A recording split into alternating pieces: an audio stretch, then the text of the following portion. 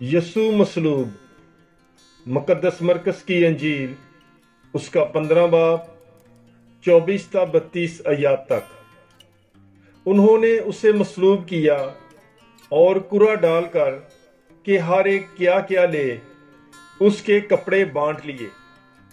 और तीसरी घड़ी थी जब उन्होंने उसे सलीब दी, और किताबे पर उसका इल्जाम ये लिखा था, यहूदियों का बादशाह। और उन्होंने उसके साथ 2 डाकुओं को, एक उसके दाएं और एक उसके बाएं मसलूब किया।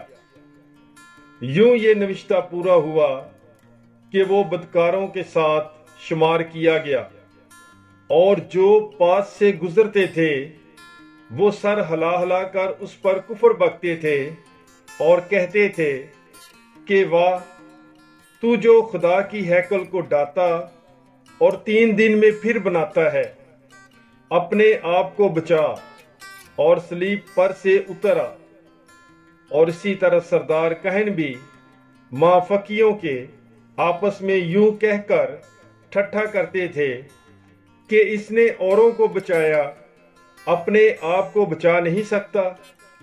इस्राएल का बादशाह अल मसीह अब सलीब पर से उतर आए ताकि हम देखें और ईमान लाएं।